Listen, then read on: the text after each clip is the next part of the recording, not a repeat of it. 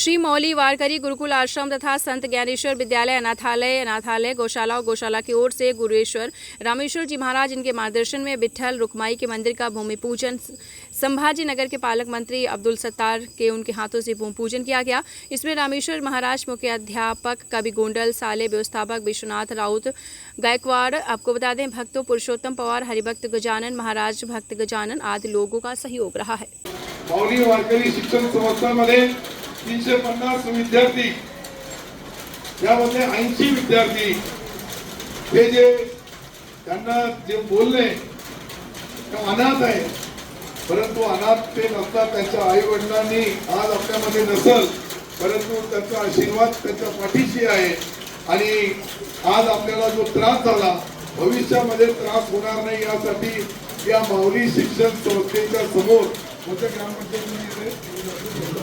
इंदोर ग्रामपंचायतचा एक नॉमिनल देखभाल दुरुस्तीचा प्रमाणपत्र मी बोलतो त्याला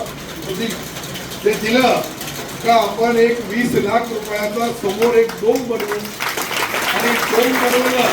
त्या विद्यार्थ्याला जरा उंच बनवलं, तुम्हाला खायलाही, तुम्हाला प्रार्थना करायलाही, तुम्हाला धार्मिक विधी पुरा करायलाही तो काम येईल डोम. हे आहे पत्थरचा शेड, हे असाच ठेवा, परंतु नवा मी तुम्हाला 1 महिन्याच्या आत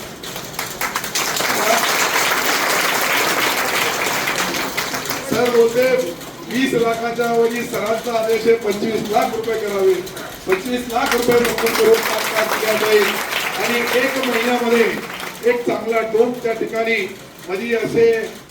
पिल्लर वगैरे राहणार नाही, चांगल्या हायटेक क्वालिटीचा आपण त्याला बनवू आणि तो बनला तर मुलाला खुल्या मंचामध्ये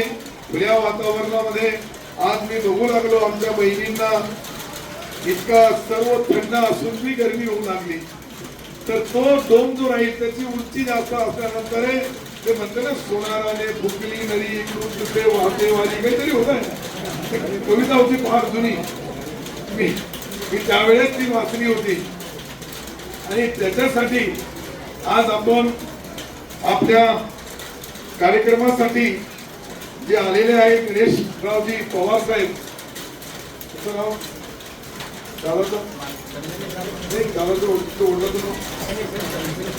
गणेशराव पाटील, खरं म्हणजे तुम्ही तुमच्या मुलाला जे काही शिकवण दिली त्या शिकवणीचा फायदा आपल्या राज्यामध्ये तो होतोच, पण दुसऱ्या राज्यामध्येही पहिला प्रथम पारितोषिक घेतला. महाराष्ट्राचं नाव आज देशभरमध्ये त्यांच्या मुळे जर काही नाव आपला निघू लागला त्यामध्ये खरं म्हणजे हे ज्या पद्धतीने आपली ही जी छोटीशी थोडा एक 20 वर्ष अगोदर पाहिलं तर एक छोटासा गुरुकुल सारखा होता, थोडा मोठा झाला, त्यांनी मेहनत केली, आज अनेक दात्यांनी त्यांना चांगलं बांधून दिलं. ही संस्था 2 एकर मध्ये आहे, हायवेला अटॅच आहे, यासाठी चांगल्या पद्धतीचा भविष्यामध्ये